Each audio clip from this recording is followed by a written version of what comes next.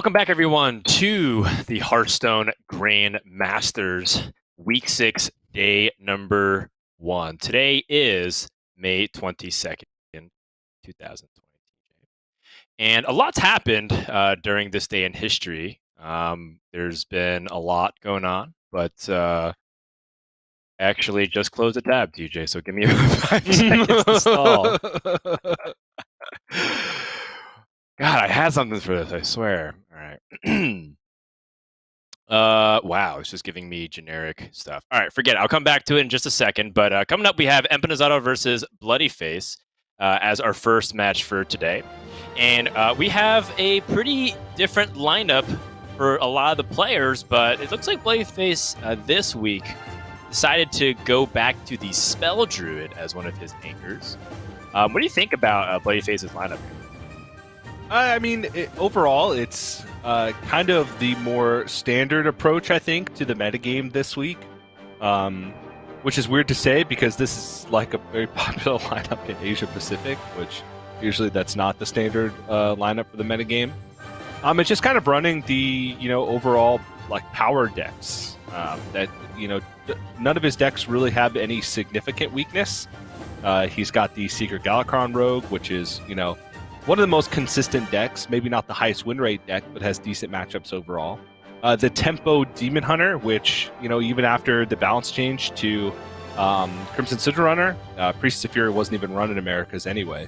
It's still, proving to be a fantastic deck. And then Spell Druid, I honestly think is one of the best decks in the metagame currently, especially when you're banning away a warrior, because, the powerful start from Druid is still not dealt with by almost any class. And with most players running Ysera Unleashed in the top end and the additional minion package by running 2 Mount Sellers, their ability to generate big waves of threats is just incredible. And it feels like they never run out of stuff.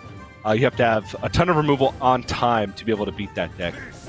And Empanizado, kind of similar, except in place of the Rogue, he does have Quest Warlock. And his Druid is a little bit different. He's running the Dragon Spell Druid, which is kind of a hybrid. It still runs like the Fungal Fortune Glowfly Swarm, but its big power comes from like Breath of Dreams for additional ramp. He has Twin Tyrant, Alexstrasza, and Malagos in the top end with a few swipes. So it's kind of a deck that is similar to the Spell Druid in that it likes to generate these big boards and ramp up. But instead of entirely relying on building up board after board, you do have options for burst with Malagos later on in the game. So a very interesting take on the deck. One thing I do want to point out, though, is the fact that Empanizado's not running the Imprisoned Satyr, which we've seen as a popular card in this type of deck because you can get a reduced cost Malagos or Ysera or Alexstrasza. But you do have to make some cuts because the more minions you run, the more likely Fungal Fortunes is to discard cards. So you have to find a balance. Yep, balance indeed. So as we go into the first game, the Demon Hunter Mirror, keep that in mind as we slowly approach the point of the series. We'll play decks like Druid. The Twin Slice here for bloodyface, just super good to pick up so that way he can be mana efficient in some capacity. I kind of expected bloodyface to develop something. I was kind of anticipating perhaps using the coin for the Umberwing, but then I guess that would also mess up the curve for the rest of the game. Rather just for turns 4 would be awkward going into turn 5. So bloodyface chooses to just be a little bit defensive here. What do you think about that, TJ? Instead of just developing from bloodyface? Demons. It's actually interesting. Because he's still at a curve. He could have done that play, coined out the Battle Fiend, got Umberwing next turn. Yeah, I guess I wonder what he's scared of, though. He's scared of a big Temple Swing on the other side, like Umberwing plus like Twin Slice? Something along those lines? Yeah, sure. So turn 2 is often played through something like Umberwing or Sightless Watcher, I guess Bloodyface would have also kind of gotten punished from the Acidic Swamp Ooze if he played Umberwing, so that makes sense to me. I think maybe in Bloodyface's mind, he has more of a reactive hand. The only thing proactive was Battle Fiend. So if he wants to save Frozen Shadow Weaver for turn 4 going to turn 5, he would actually kind of be floating mana for the next couple of turns. And then he also has the opportunity to coin out the Warglaives of Azzinoth in case he needs to respond dramatically to the board stage. So I think he just wanted to keep his hand flexible. Is the read that I'm... Yeah, I mean, that makes sense. Having a dead turn is oftentimes worse than not going full out proactive in the early game. Right. Because we've seen, Demon Hunter can swing tempo in an instant, and having more options allows you to kind of make sure that you don't have a turn where you allow your opponent to fall behind, or where you allow yourself to fall behind in the matchup. Because one turn of not doing anything in the Demon Hunter mirror could sometimes mean you're taking 6-7 damage, and then your opponent could just race you, and it doesn't matter if you had tempo in the first couple turns, because what matters is these turns right now where both players are starting to play their more powerful cards. Yeah, I think the Satyr was always the player for Bloodyface, but he did have a moment of hesitation because, one, he does have Altruist to Outcast, but his hand, in terms of the Outcast, is a little bit clunky, right? He would have to either draw the ideal card next turn, or he would have to wait till the Warglaives of Azzinoth had been used. But that Altruist is a big swing. So once more, Bloodyface, setting up his reactive hand, ends up turning into a proactive opportunity over the course of a couple turns. And we saw exactly this show up last week when Bloodyface faced Galen and was just kind of biding his time for that dramatic swing with Altruist against the Zoo Warlock, which ended up winning him the game. Now, Empanizado, his plays are a little bit more restrictive, but he does have a way to answer the Satyr Overseer. But what comes after the Chaos Strike is more of the question here for Empanizado. Depending on what he draws, it could vary.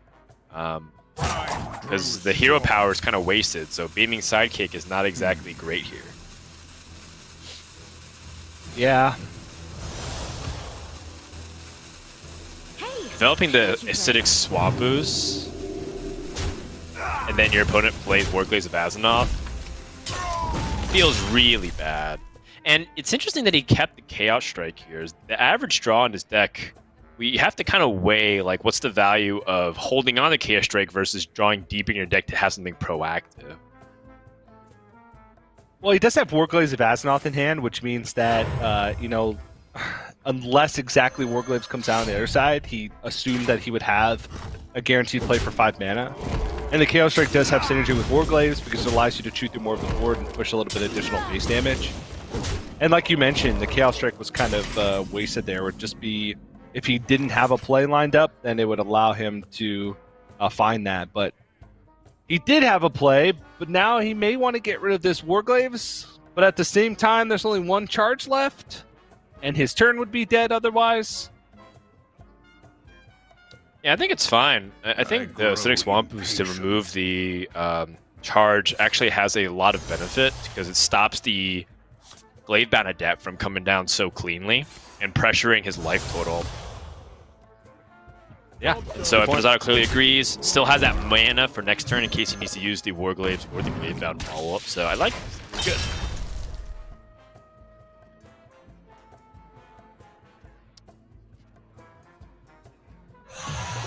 Now, finally, Battle Fiend hitting the board.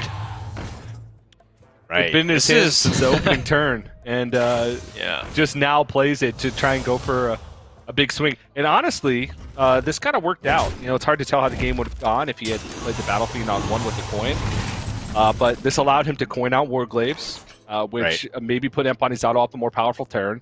And now, Empanizado's worried about these Battle Fiends because they're going to continue hitting him, but he doesn't really have a good option to remove anything unless Vulpire Scoundrel kind of bails him out here with maybe a second I-Beam. Yeah, Warglaives could also just come down here and maybe just start to pressure your opponent. So if you have Warglaives and Hero Power will kill off 2 of these Battle Fiends and then hit your opponent for 4. So your opponent goes at 11. The next turn you have the Warglave's hit plus the Glaive-bound Adept for 7 more guaranteed damage if your opponent doesn't play Taunt. And that puts you pretty close to maybe just end the game with that Volpera Scouter draw. So I like the spot here from Empanizado. The only thing is bloodyface does have a way to tilt things in his favor, and that's where Frozen Shadow Weaver comes into play.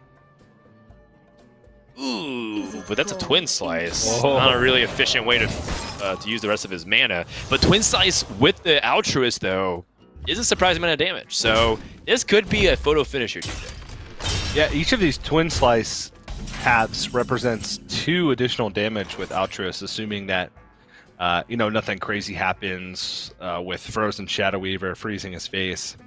And if bloodyface picks up, like you said, another damage card, he's close already. And Empanizado doesn't have a fantastic turn here. Glaive-bound Adept can't be active because his face is frozen, so I-Beam's going to be pretty difficult to... or not difficult, because he could still just play Glaive-bound Adept and I-Beam down the Frozen Shadow Weaver. It's just way less effective.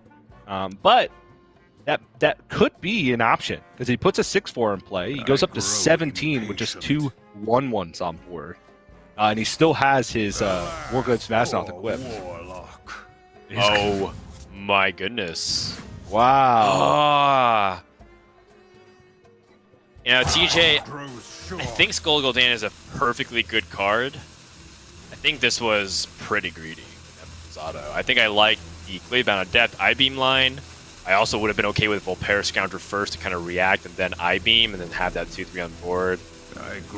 The Skull Gul'dan, while there's incredible a series of draws that could pay off, also feels like it is easy to get punished because this was a really poor development turn. Yeah. But he does have combo damage in the form of Altruist and Glaive-bound Adept. Well, I mean, he just has double Glaive-bound Adept. He can swing and play both in a turn. Yeah. And which is exact lethal. Lethal. Yeah, it is. And bloodyface does not quite have enough here. He's going to be 2 damage short from killing bloodyface. And Empanizado found a way to win.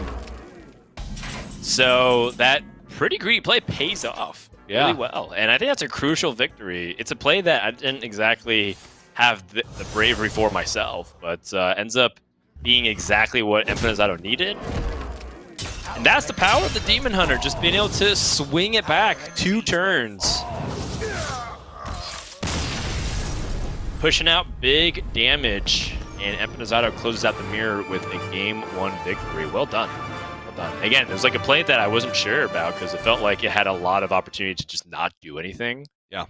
If you end up developing other 1-drops and Umberwing, you just kind of would have gotten blown out.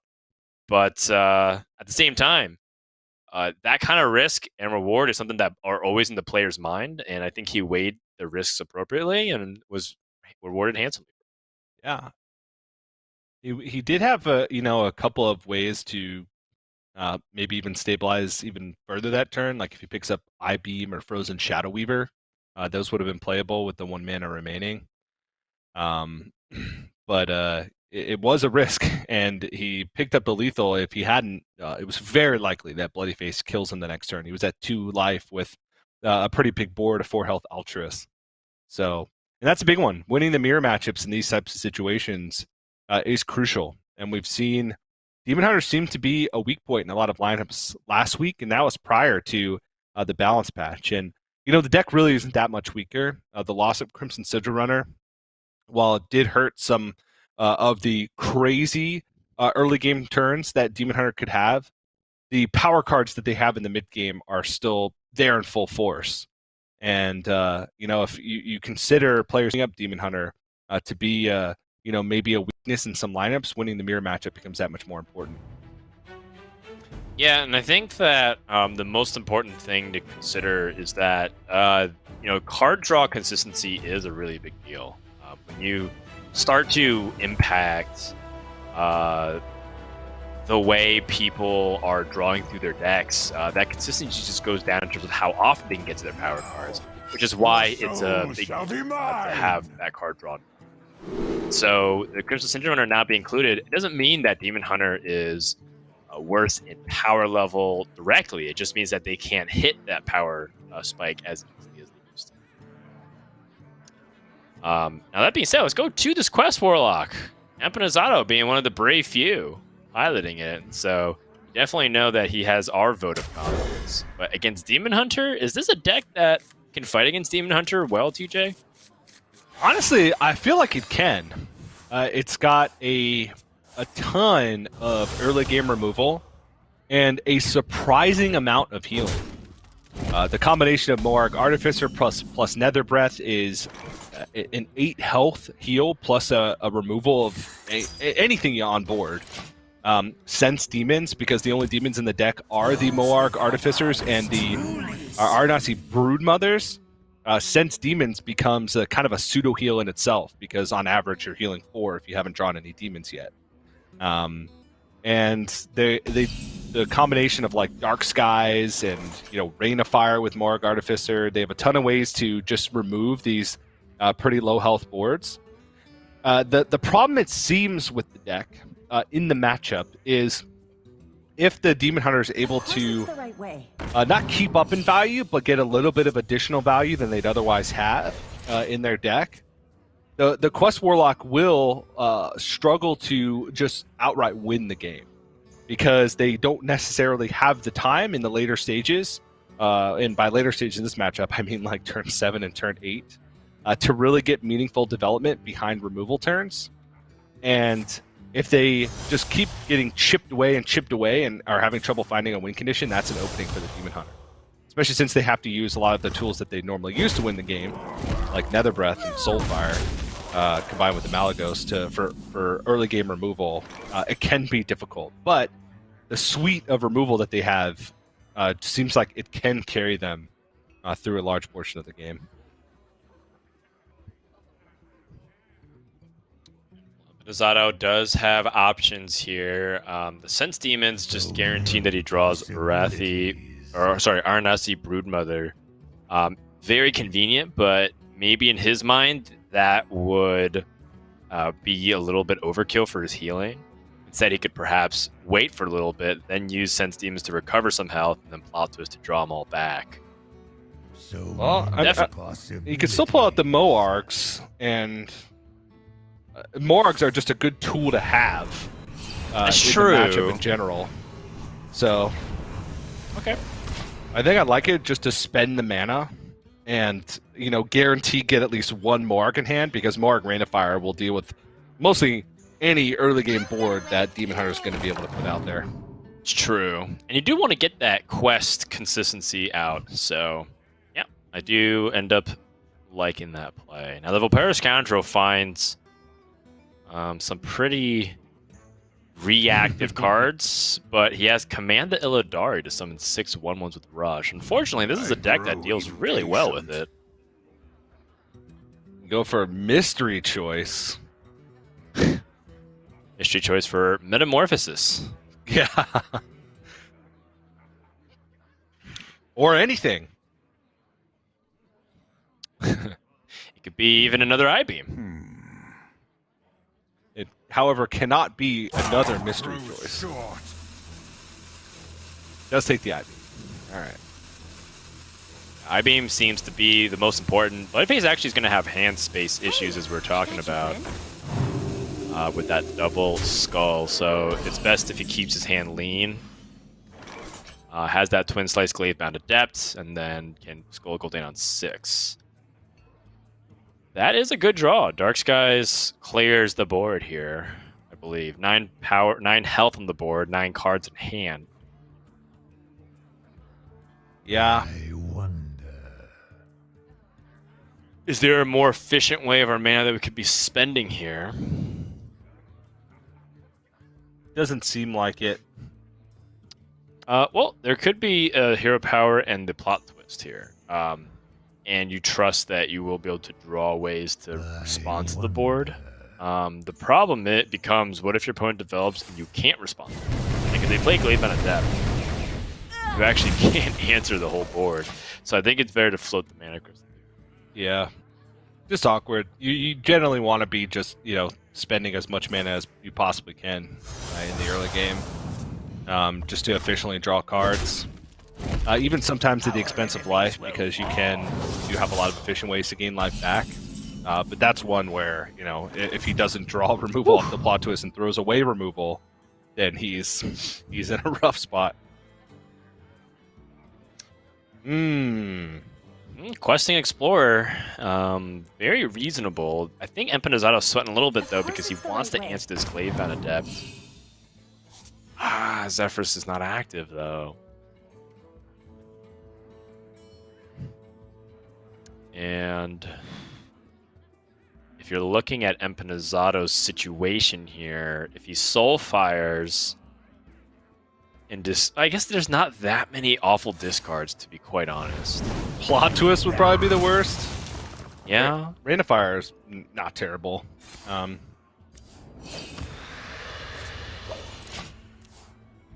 of Fire is not terrible, but you know, with Moarg Artificer and there's a lot of 2/2s that could potentially be coming out. You know, if I'm Bloodyface, I'm feeling a little bit more relieved about it. Yeah. His weakness. Hey, I got you, friend. Bloodyface just freeing up his hand, putting pressure on now. Yeah, makes sense. I like this rather than using Skull first, because it keeps the constant pressure up, forces Empanizado to have removal, and you know, that type of playstyle for Demon Hunter, I think it's just better, where you spend your cards first and then draw cards later when you're out of stuff to play, or out of reasonable stuff to play.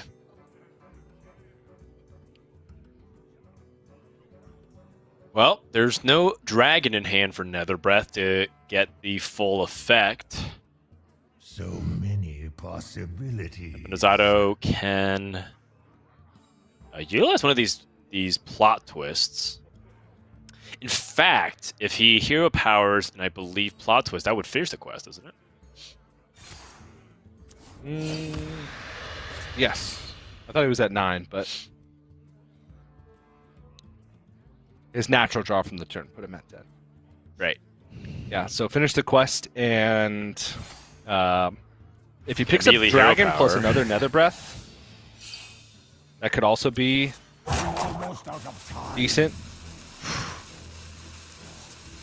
Wants to pick up some of his Brood Mothers. Is he not going to? All right, Nether Breath. Huge. Could still tap and then get greedy and go for Moarg plus Nether Breath next turn to gain back some of the damage that he would have given up by tapping. Yeah, there's just more problematic stuff happening. Yeah. Empanizado still pretty far from winning this game. So Bloodyface, when he's starting to push in, I know Empanizado's at 20, but your opponent plays Skull of Gul'dan. You're just starting to sweat a little bit because you understand that your opponent's burst potential has jumped up significantly. Yeah. And this is the difficult part for Quest Warlock, where it's about turning the corner. You know, you need to find a way to win the game because Demon Hunter will just chip you down over the course of many turns. One of the biggest cards to be able to do that he has in his hand with Abyssal Summoner, which is just a huge, you know, power spike onto the board when you're holding so many cards.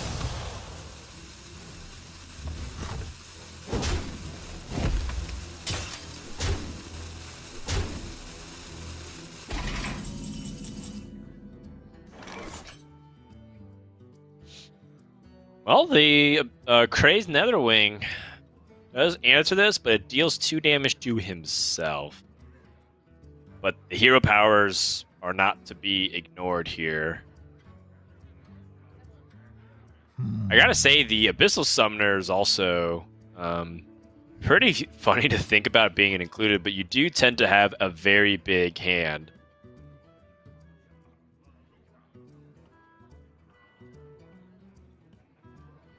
And you do need to find some way to pressure at some point in the game outside of just killing your opponent with Alexstrasza and Malygos.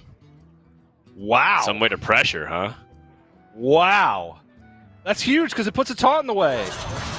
Oh, yeah. It limits Bloodyface's lethal options by a lot. Yes, unless Kane Sun Fury. Oh, and by the way, it's an 8/8. Woo!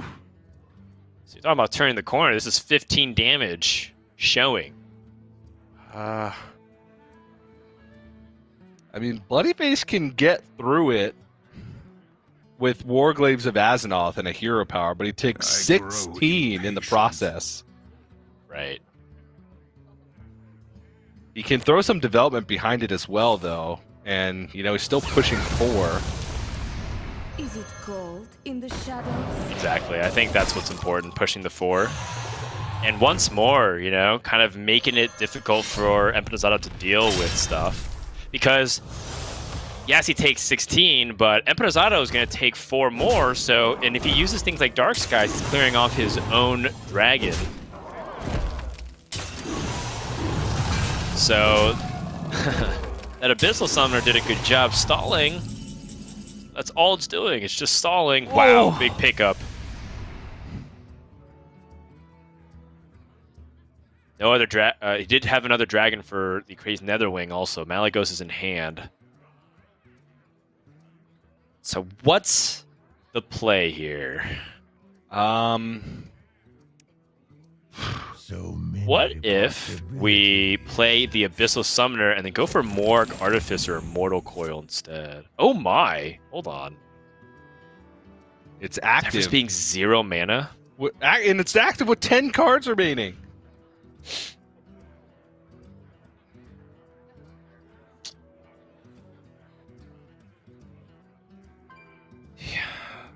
Jeez. Yeah, that's so pretty many big. possibilities. If he damages himself with the Crazed Netherwing, puts him at 9, he is dead to a lot of things. I think this Morg Artificer draw, and then he probably ends up using Zephyrus to stall here. Yeah. Oh! Oh boy! He accidentally clicked on the Morg Artificer. Does find the Soul Cleave, so he recovers it and gains 8 health, but that was quite the blunder. Actually, that's what happens when you play too fast, TJ. Actually, maybe that wasn't a blunder.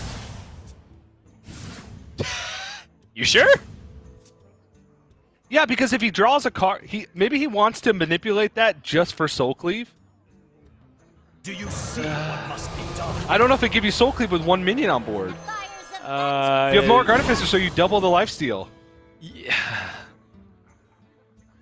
Okay. Yeah, I guess. I don't know. That I mean, I think It's that's probably a blunder, but I just want to point it out that he manipulated Zephyrus to give him exactly Soul Cleave by doing it this way. yeah. Yes, he draws 1 less card deeper to his deck, but maybe his options are a little bit more limited if he doesn't go for that type of play. Yeah. Okay. It incidentally worked out. Having 8 extra health is a really big deal in this spot. Oh my goodness. The Acidic Swamp Ooze.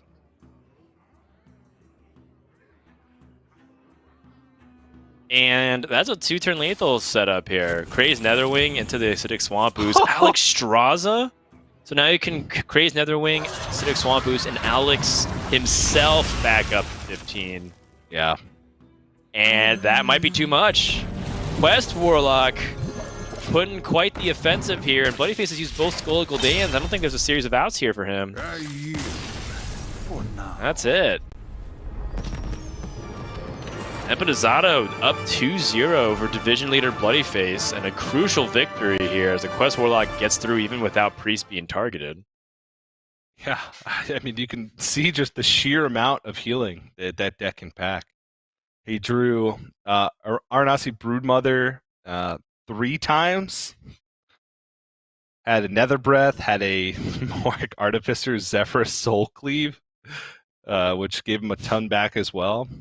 Right. And then Alex draws at the end. It's kind of crazy just how bouncy their life total seems to be when you get to a certain point in the game. And you know, the difficulty closing things out, did show through in a few turns, but with Abyssal Summoner and with the ability to draw like 0 mana, just big bombs that you can play on the board, obviously not the most impactful Alex Strasza. It's not like he was worried about any lethals even at 13 with only 2 cards in hand. and both skulls and outros gone. It still just put an 80 on the board, which solidified the game for him. So I've been impressed by Quest Warlock playing with it and against it on ladder and testing and watching in other regions. It just seems like a really powerful deck that can win against just about everything. Yeah, looks like Control Warlock is back on the menu of some capacity, and definitely an encouraging sign for sure. Let's go into game number 3. Spell Druid Mirrors. Bloodyface looks like he is deep in the tank, trying to focus on his mulligan, but with that hand, looks very nice. Fungal Fortunes and Overgrowth, that's exactly what you're looking for. Empanizado has some of that. He has Breath of Dreams and Overgrowth, but probably like to have that dragon in hand so that he can guarantee that empty mana crystal. Fungal Fortunes is a really nice consolation prize. And with these hands, TJ, we might have an explosive game. We definitely could. Fungal Fortunes, though, is a lot riskier in Empanizado's deck. Yes. Since he has 6 minions in the deck, as opposed to 3 or 4 that we see normally in Spell Druid. Sometimes even 2. Twin Tyrant, Alexstrasza, Ysera. It's a dragon Spell Druid. Really cool, really risky with Fungal Fortunes. Especially when you're trying to combine it. Just feels like there's some anti-synergy there with Breath of Dragons, Fungal Fortunes, and the Dragon package.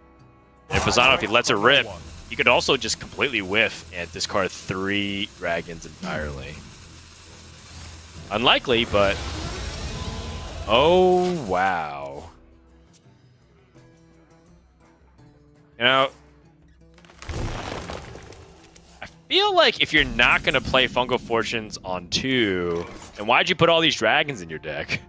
Yeah, the deck does seem a little weird to me. I called it out before, the lack of the Imprisoned Satyr makes it so, Malygos does go down in value pretty significantly.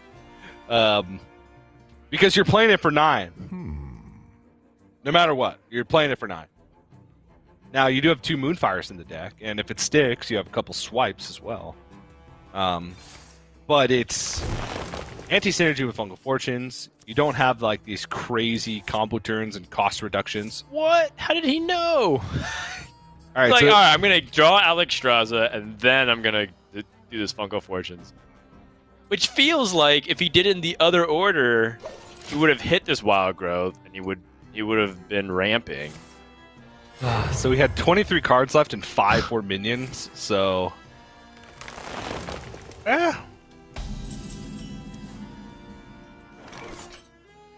Tough math to do, but So you said 23 cards? 23 cards and 5 of them were minions when he played Fungal Fortunes. So... It was a 42% chance to not hit it. To not hit a minion? To not hit a minion.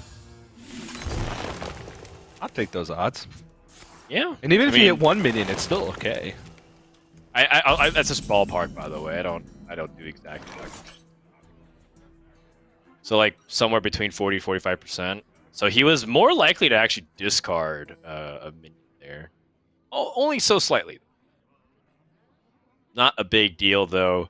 It looks like that risk has paid off. Now he can go first here with a Glowfly Swarm, but he doesn't have any follow-up with reinforcing that board, and so it is vulnerable to a Starfall. And Bloodyface has astutely observed that there's a likelihood that Druids would make a comeback, so he plays Starfall in his own Druid deck to answer things like Glowfly Swarm. It's really weird because Empanizado doesn't even have a way to capitalize on Glowfly Swarm in his deck. He only has 1 Glowfly Swarm. He doesn't play Soul of the Forest. No powers of the wild. No Gift of the Wild, nothing. So it's just...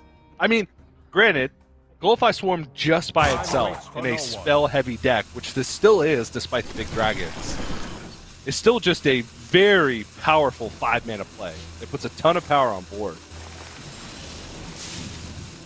Okay. But what this does do is set things into motion. Bloodyface now kind of has to Starfall this. And if he doesn't have the Kael'thas... Ooh, well... Yeah. Wow. Doesn't- Oh, wow. He's realizing the same thing that we just realized, where I don't have to starfall this. These are just 2/2s forever.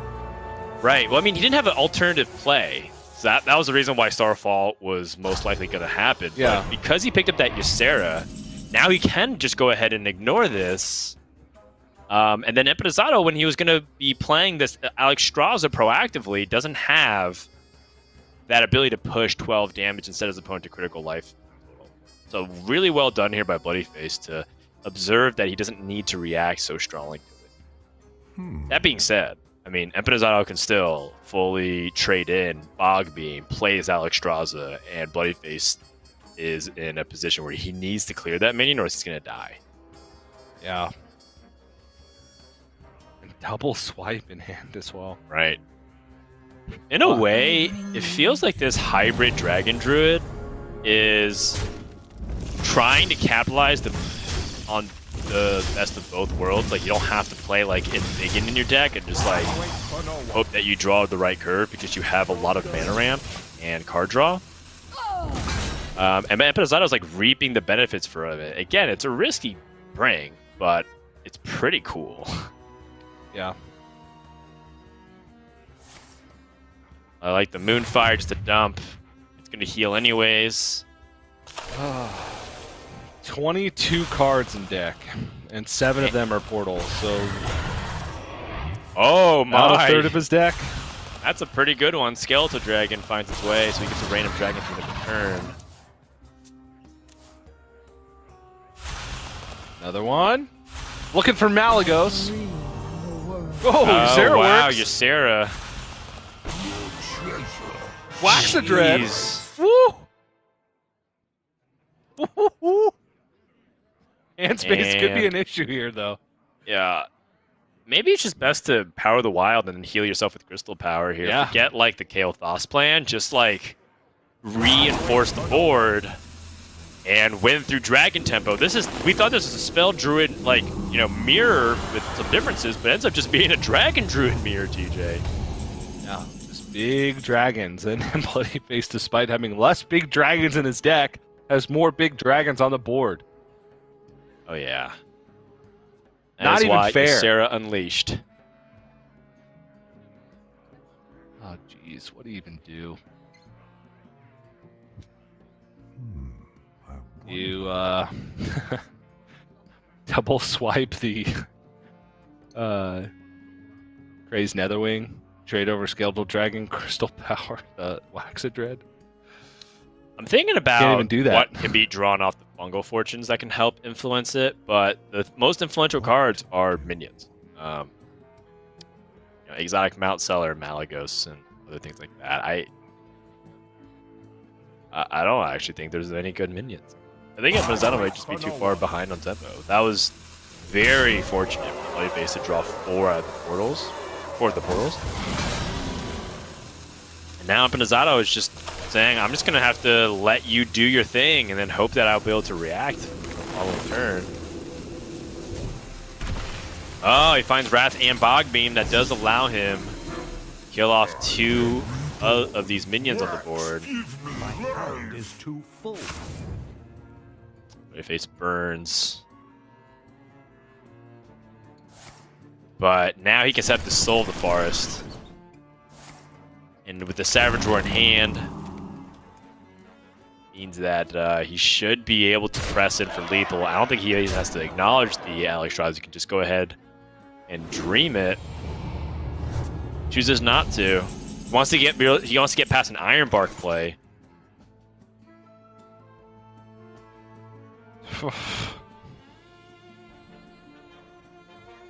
Exotic Mount Seller just can't even bail him out here. No, this looks like a double swipe, but it's still not even good enough. Yeah, Unless it gets a spell damage minion, which he can't. No, you would have had to play Ysera Unleashed and get exactly Malagos off the portal. Yeah, or Arcane Explorer. Yep. Or some other like plus spell damage dragon. I think there's one for Shaman. Oh no! Oh! Yeah, and I think this is the deck building risk that doesn't pay off for Empanizado. Like, it looked okay, until it just really fell apart in the mid game. Yeah.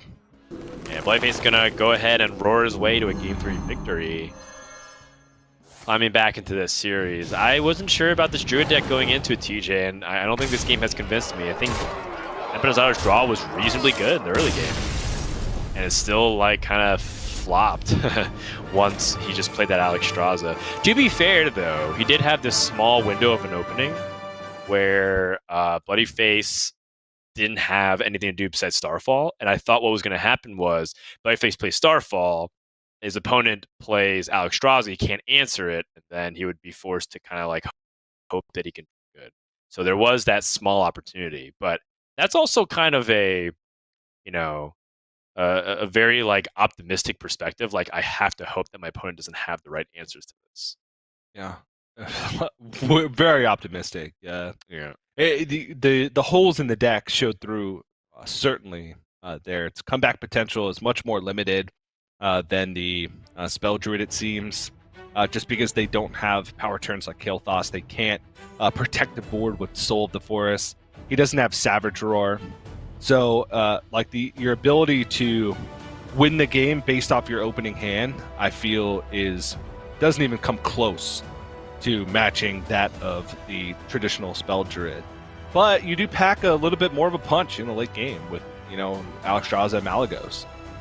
So, I still don't want to, write off the deck after one game, but yeah, it just seems weak right now. And we'll get a chance to see it more because it's the last deck that Empanizado has that he needs to win with if he wants to get his second win of the round robin. And now it's going to be tested against Demon Hunter, as we saw bloodyface lose in the mirror a little bit earlier. Yeah. However, Demon Hunter has been good against Druid a lot of the times, just because they do have good pressure tools while Druid ramps and draws cards. And then even if they do set up these big walls, there are some opportunities for Tempo Demon Hunter to get through. You can Cane Sun Fury, pressure them down, you can Metamorphosis and burst them, and also just Altruist and clear off a lot of their boards regardless of how big they get with the Soul of the Forest. So it kind of requires Druid to have a very good hand to consistently out-pressure the Druid, but it's possible. Sometimes this Glowfly Storm goes unanswered. But Empanizado has fewer tools against that. When you're holding like Malygos and Alexstrasza with no discounts, I think you're going to struggle against Demon Hunter even more than usual. Yeah. So I'm not feeling high on the Druid versus the Tempo Demon Hunter right now. I think if Empanizado can sneak a win, by all means, but perhaps the Rogue is a more likely candidate for this Druid to get the win. Yeah, I have to agree with you. The deck does run slightly more removal than the normal Spell Druid. It runs double Wrath, double Bogbeam, double Crystal Power, double Moonfire, which, most of those are included in normal Spell Druid, maybe with the exception of double Wrath, run one. But with Fungal Fortunes, more likely to draw less spells, it's tough. And you really don't keep removal in this matchup. Yes, removal is nice, and you will need it. You need to mulligan for your powerful cards, your Fungal Fortunes, your ramp, because if all you do is keep removal, you're just going to be removing minions, and then you're going to run out of things to do. Eventually, you are going to have to draw spells and ramp, and that's when the more powerful stuff from Demon Hunter is going to come down. So you want to get out of the way early. All the removal spells still have pretty poor win rates against Demon Hunter because it's just not enough by itself, and that's why Empanizado, despite having the option to keep some removal like Crystal Power to be able to deal with a one-drop, he threw it all away in search of specifically like Fungal Fortunes, Breath of Dreams, Wild Growth, Overgrowth, just to kind of accelerate his game plan a little bit. And you can already see, how does Empanizado even set up? Does he have to Bogbeam Moonfire this turn and then swipe next turn? Eventually he'll have to find a turn where he can draw Overgrowth and play it for 4 mana. And in the meantime, he's just going to be taking a significant amount of damage. Yeah. I think that might be what's called for here. You don't even necessarily have that guarantee that you're going to be able to land that exotic Mount Seller and go for those power plays. So I agree with your assessment here. The Bog Beam does feel like the play this turn. It just feels so greedy to not kill off this Sightless Watcher. Because if you don't, you might get heavily punished. And this would have been a pretty severe punishment. Is it cold in the shadows? Like that Blade Face isn't waiting too much. Says, I have 3-drop, I play it. Oh, That's a big time draw. Those are some big boy draws here for Empanizado. with double Ironbark in hand too. That exotic mouncer could be big with an overflow follow-up. Bloodyface kind of rolling his eyes a little bit. Oh, that's huge. So big. Yeah. Bloodyface has to put on pressure like now. Do you... Okay, You know Warblade. what's so funny too about all this is that Empanizado is not playing any of like the tech that he put in. He put an entire package into this Druid deck to help him with like priests and whatnot, and he might just win through just the good old exotic mount seller ramp play. Yeah. That's if he does. The thing is, he's not answering this board. His Ironbark will Well. pawn up. Rush minions? Nope. Desert Hair. Do you Ironbark the Mount Seller again? Might as well, right? Because Yeah. what's presented on board almost kills that Mount Seller guaranteed. Yep.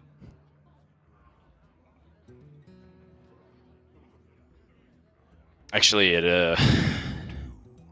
is guaranteed because of the hero power, so I think you would do it again. Okay. Better? Well, Desert Hair is pretty subpar, and we knew Bloodyface was going to draw this Workless of Azeroth, which is a full clear. it is, but it's a lot of damage that he has to take in order to make it happen. Though, you know, it's not like he's in a lot of danger. He'll most likely use the Frozen Shadow Weaver to deal the last 4 hit points for the exotic mount seller, just so he doesn't have to take 7 again. And he will be pushing even more damage this turn with, you know, Chaos Strike to follow up and potentially draw more stuff. Yeah, I mean, he's taking 17 damage this turn. Oh, My goodness. There's no way. TJ, He's super greeting. Wow. And if he doesn't kill, it's 1-1. Okay. But it's putting him just inside that critical range. And Empanizado, he's 1 damage off lethal. And Bloodyface knows that. But yet, if he goes for that overflow heals him for 5 with 7 showing. He's still within that critical strike distance. Yeah. This was very well thought out by Bloodyface, demonstrating masterful knowledge of breakpoints of what Empanizado can and can't do, and taking the appropriate risk. If you win by 1 health or 1,000,000 health, it doesn't matter in Hearthstone. Yeah. He also technically gave up Empanizado an out with Moonfire draw off the top. He did see a Moonfire, though. He did see a Moonfire, and the odds of double swipe Moonfire were pretty low. But he could have taken 3 damage instead, pushed the same amount, and had a 3-2 instead of a 4-3. He would have pushed 1 less damage. But then, I mean, he would have saw a Moonfire the previous turn with the Mountain. Yeah, I was saying like a Moonfire off the top, but 1 in 18 Right. is Yeah. pretty low odds. Very, very low odds. I think that is appropriate measure to take here. And this Kane is Sun Fury. 2 off lethal, I believe. It's close. Not quite. Yeah. Empanizado doesn't have the lethal either. He can react, double swipe. Clears off all of this. Yep. And then he's just dead to a single point of damage here from Bloodyface. Yep. But honestly, what can you do? He has Alex Straw's out next turn if Bloodyface can't kill him to heal himself back up to 15. Maybe buy him some time. Right. But both Ironbarks are gone, so he doesn't have a way to taunt up anymore. Asking this Demon Hunter deck to not have a single point of damage is ambitious. I would say, like, 20 cards just say damage on it, and then the other cards like help them generate damage. It's pretty optimistic to say the least here. Another Skull of Gul'dan. 9 out of the 18 cards in his deck, so 50% of the cards in his deck dealt 1 damage. And the rest That's drew pretty cards. Yeah. So it's Still though, with 50-50 that double he swipe hits it, used. essentially. And I think he still might have lethal even through an Alexstrasza right now. Oh my. Okay, so overflow again. What does that do? Fog Beam Overflow. He can draw Crystal Power? He's already used 1. I feel like you gotta go for the overflow here because you just know your opponent can generate damage from the hand. We, of course, know that Empanizado's dead either way, but unless he draws, if he draws Crystal Power. Exactly Crystal Power and Hero Powers. Because right now, Bloodyface has 10 burst damage in hand. And then another 5 coming the next turn, but 10 in hand. So Overflow plus Crystal Power actually doesn't need Hero Power, I guess. Right. But He needs to draw. He's gonna burn a card here too. My hand is too Alright, full. can still find it with Breath of Dreams. Breath of Dreams.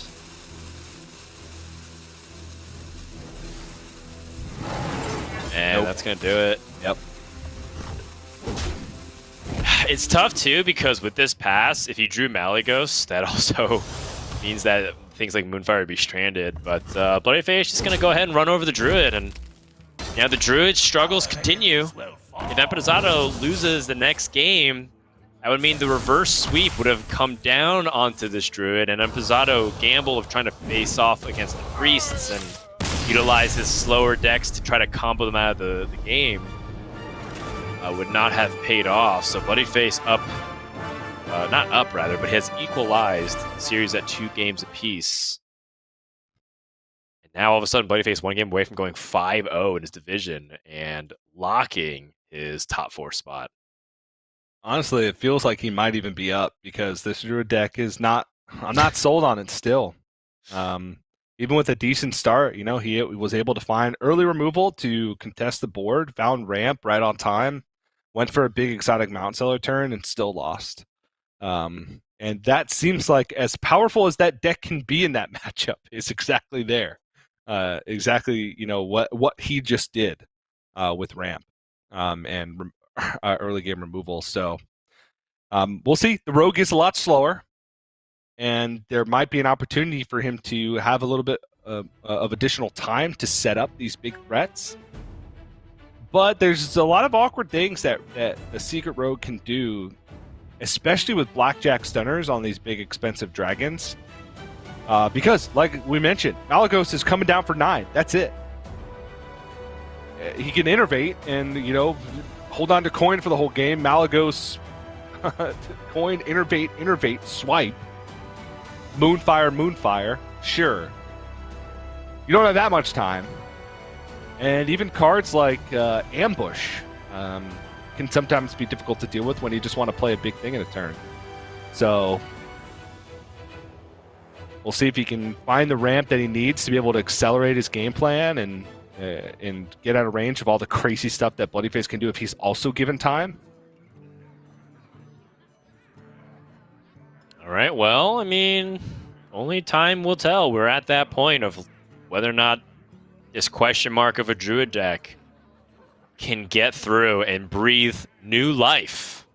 Perhaps a new dream. I was waiting for the A to. Well, I was Empanizado's thinking GM career. I was thinking, what is Alexstrasza's entrance line? I bring life and. Okay, that's what I thought it was. Yes. Thanks for clearing that up. Verbatim.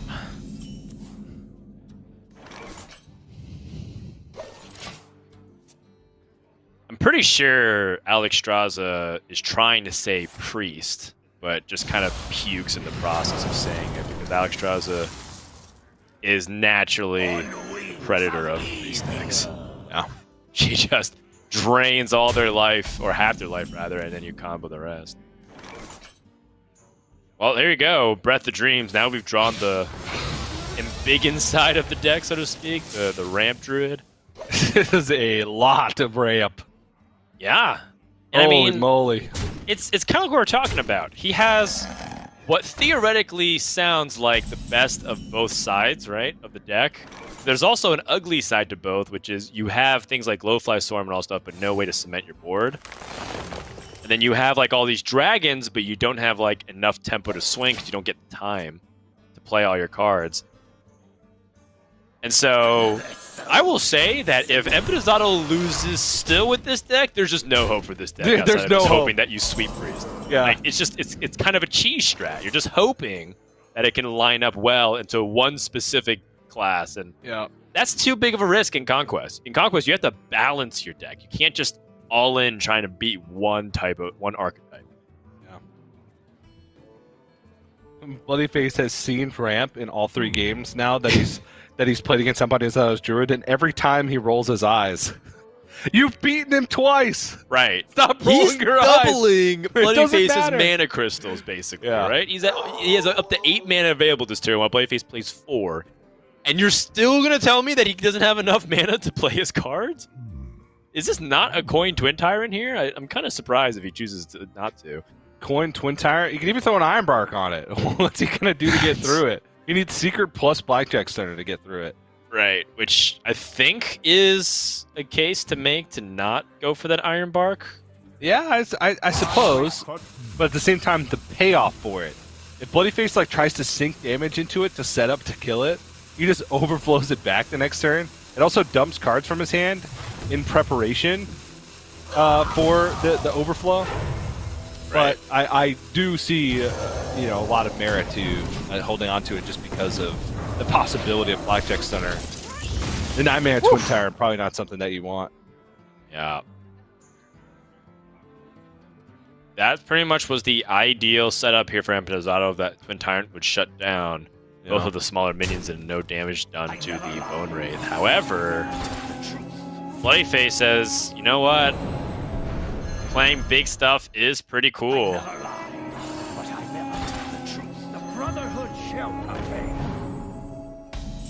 And an 8/8 Edwin hits the board, threatening potential lethal. Would take quite an extraordinary hand for Bloodyface, but Empanizado probably wants to utilize his removal some capacity. However, this is the opportunity to drop cards like Overflow. His hand is primed for it because he can utilize that extra, or rather the need to dump a card through Iron Bark. And he has 2 Overflows. Like, there's no way you can play both of them as the game develops when the pressure is starting to really mount up here. So this is a tricky spot.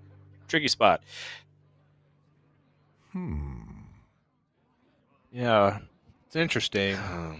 There's no way to get like a good amount of value out of the Twin Tyrant attacking and then overflowing because you'd like Iron Bark attack, then heal up the reborn version of the minion. So it'd still be like the same amount of power on board. Same amount of power plus health on board. Right. Except you heal your own dragon. Yeah. And I guess you do with the first side of the Bone Wraith. Right. Crystal Power himself. Wow. I guess he's just trying to be mana efficient. He has 2 Crystal Powers, so if he were to use Malygos and Bog Beam, that would be 10 mana already. Yeah. Bloodyface does have 2 invocations possible for the Galakron, but if he does play Kronks here, he's not answering the board. He only has 11 power showing against 13. And he also still needs to play his Seal Fates and his Shield of Galakron, most likely. Otherwise, his Galakron's not even going to be able to draw a significant amount of cards. So from here, Bloodyface might end up having to slow down a little bit, no matter what he chooses. And that's why that overflow play setup was very clever by Empanizado, so that way he doesn't allow his dragon just to die. Ooh, all right. Is it Mally time? Mally Your goes opponent clearly snipe off the Edwin. Yeah, he doesn't have a secret. He would have played it. He doesn't have a Blackjack Stunner either, and you're asking him to have both. You know one of the 4 cards in hand is Galakron. TJ, it feels like an opportunity to potentially blow this game wide open through a Malagos here. Am I overestimating? No.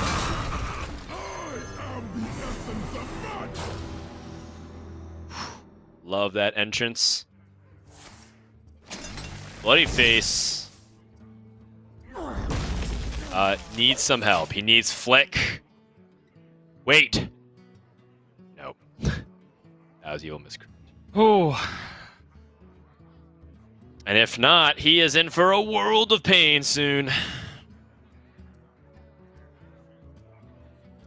I mean, well, it's even the best odds. Try and juice up the Galakron first, and then have a better odds to hit, like pretty much exactly flick.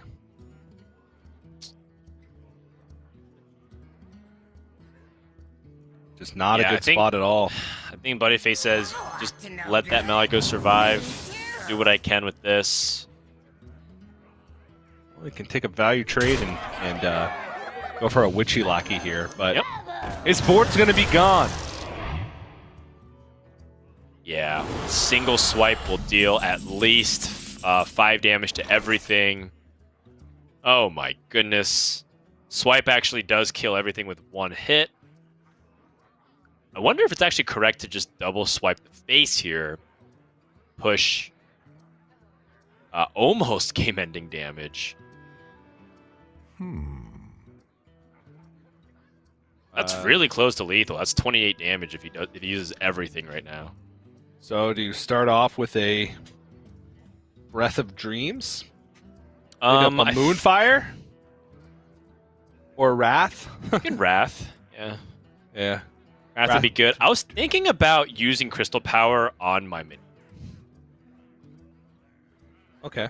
So that way I can heal up and make a big taunt. It's very clear Bloodyface is desperate to try to clear off this big taunt, but he can't. That swipe's always happening. That swipe is also happening.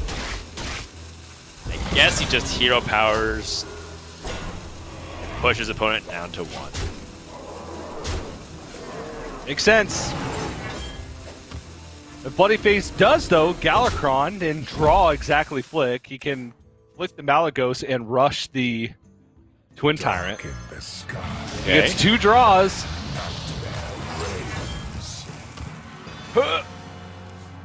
No! What? That's flick! That's a Faceless Corruptor! Woo! Now he can rush the flick and then Faceless Corruptor, the Goblin Lackey, to present... Is it? Yeah. And he just has eight worth of stats on board? Yeah, and Empanizado has no good Alex target. Doesn't want to do it to himself. Doesn't want to do it to his opponent.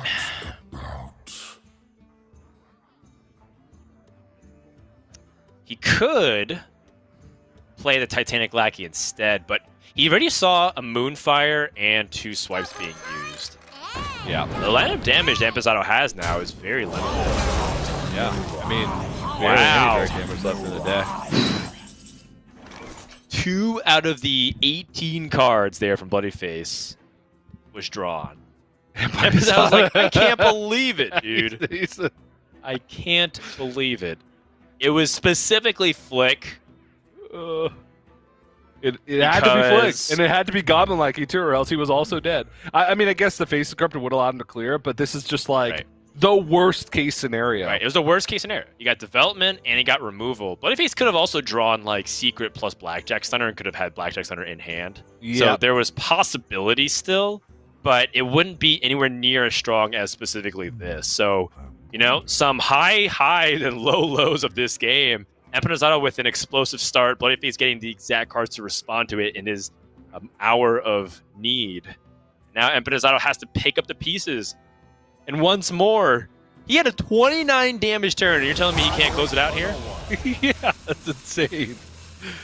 What if he just discards the other dragons and minions in his hand? He has Or in his Sarah deck, rather. Unleashed and 2 Mount Sellers? Okay, it was only one. Oh, And Bloodyface. Bloodyface knows, because that was essentially his only way to develop a big enough board to come back enough to win the game, essentially. That was huge. Now, Bloodyface, I don't think he's going to lose the board anymore. Now he has No. taunts. He's got Shield the Galakron. He's got Titanic Lackey. Going to go ahead and just think about what's the best way to sequence this. First, Seal Fate to react to what he's going to do. There's a lot of lackeys that can help pick apart the 2/2s. Empanizado still has a lot of health left. And Exotic Mount Seller still there. So there is a chance for some crazy stuff happening with Zixer. He has a pretty thin deck, which means that he'll likely draw Okay. Zixer Prime if he gets it up in time. Flick's gone, so maybe those stick. Bloodyface is still at 6. I mean, Right. it won't take much. Right. I supply only the finest creatures. And he's got at least 3 beasts. I'm Empanizado. I think there also is merit to potentially siphoning the Wrath, but I think you want to kill off something. Yeah. Oh, what? TJ, how'd you do that? Well, I just have to say, Bloodyface cannot be upset about this situation. What? Are you kidding me? He got like one of the only cards that kept him alive.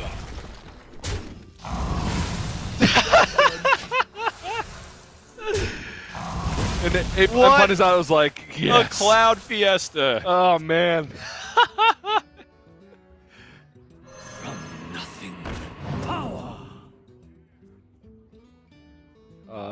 Now he can't even answer the Mount Seller. Because he committed all his faceless corruptors to clearing the 2/2s. What about Waxmancy and look for Flick? What is he looking for with this daring escape? He's looking just directly for assassination options. He finds it.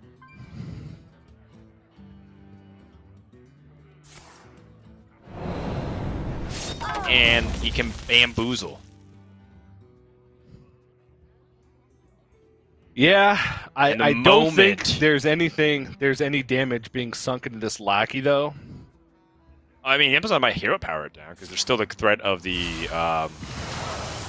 Well, I think at this point, like, Empanizado's saying, all these hero powers are probably going face, because all I have to do is Yeah. hero power you a couple more turns, and you're dead. It puts him on, like, a 2-turn clock outside of taunts. Yeah, I wonder about that. I wonder if Alex Strazi here is the best play. I know that there's a lot of opportunities. You can Wild Growth and Cycle and hit the 2 out of 8 on the Zixor and still put it out. But Alex Strazi is a guaranteed 8/8.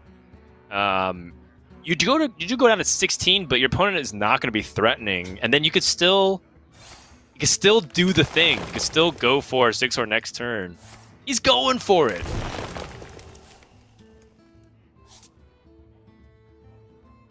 Yeah, that was not the pan out that Empanizado was hoping for. He's just gonna overflow.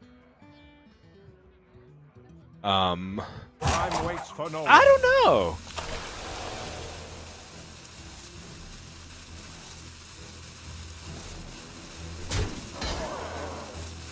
Wow, Zixor not really finding a way to the hand. He was very far off from it. But the nice thing is that now he picks up, oh my goodness, Fog Beam onto the 1/1 to stop the High Spear and Togwoggle. I mean, it doesn't even stop it, because he just has a lackey in hand. Right. But So I think now he- how does Bloodyface pull himself? Put as much power on board as possible? I don't know. Zixor is guaranteed to be in hand, Right. because he had 2, and he'll only have 1 card left at the end of his turn. So he does have Shielded Galakron, and Zixor does summon 4/5s. So if he finds Titanic Lackey, he can make Shielded Galakron inefficient for Empanizado to trade into, but he does have a Wrath. Yeah, I Does your skin dry?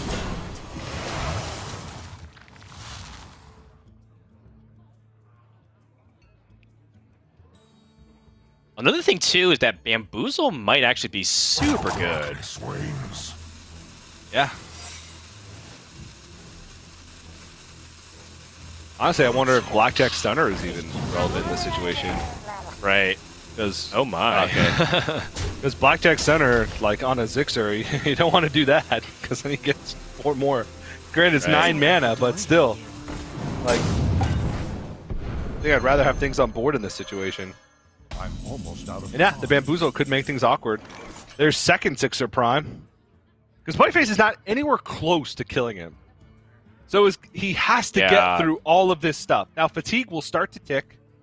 That is true. But Empanizado also has Alexstrasza at any point in the game, so Bloodyface has to, at each individual turn, not only clear the board, because he's at 8, but also try and set up some type of aggressive Yeah. game plan. If he had Alexstrasza on the board, he would have been able to push that 8. But I guess he didn't have the Wrath, and he wouldn't know that he would have Bog Beam. His Evolve is huge, potentially. Oh! And everything just falling Empanizado's way here Ugh. towards the later end of the game. And Bloodyface is devastated. time waits for no one. This is a Hearthstone karma. Just keeps It's just swinging back and forth. It's a super pendulum. swingy. Yeah.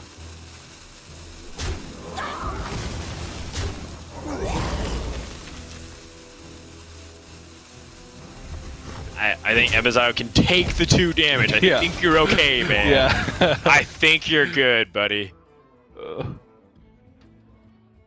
Cobalt Lackey, Evil Miscreant, and at this point, he knows that there's not direct damage in the hand, but there's going to be several waves of pressure, and he's going to have to hope that these lackeys can help bail him out. I think he just might be dead.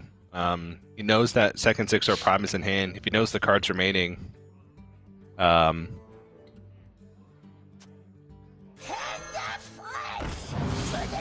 he Yeah. can actually kill 2 of them. he needs to kill 2 of them. If he went for Squall Hunter there, then he would have died.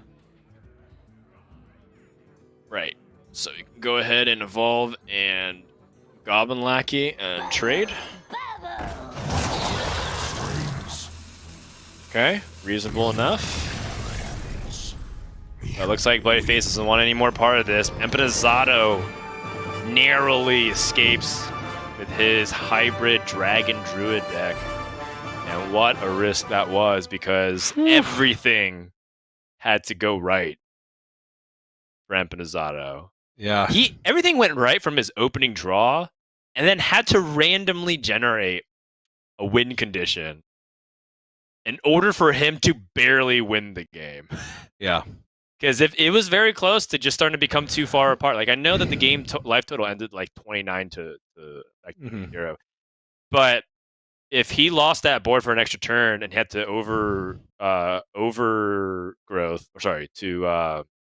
to heal everything, overflow, and he healed all of his opponents like Face's Corruptor copies back to 4/4s, that would have been the end of the game.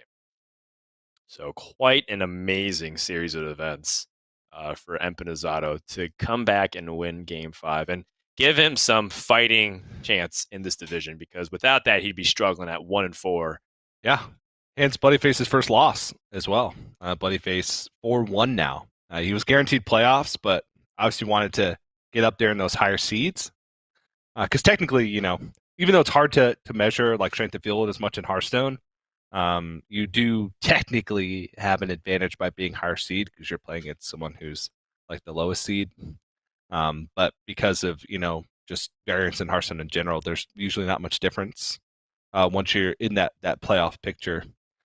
But yeah, kind of a crazy back and forth game and a crazy series overall. It was nuts. Went the distance. I didn't have faith in that Druid deck, but you know, he wins the game by doing Druid things regardless. The spell Druid things regardless. I mean, the turn where he dealt 29 damage to Bloodyface was also quite good.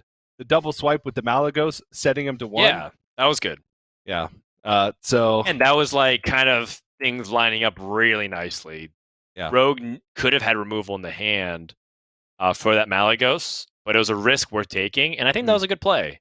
I think, like, ultimately, I don't think there's anything wrong with the play of Empanizado that last game.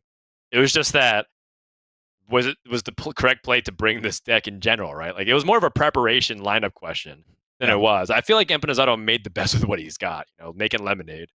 And by all means, that's what sometimes is called for in Hearthstone or any game of variance. But man, wow, what a game 5. And if that was like a season-ending loss for bloodyface, I would feel a lot worse. But he's 4-0. I think he can afford to take an L here and there. Obviously, he'd prefer to win. He's a competitor, and he really wants to end number 1. But man,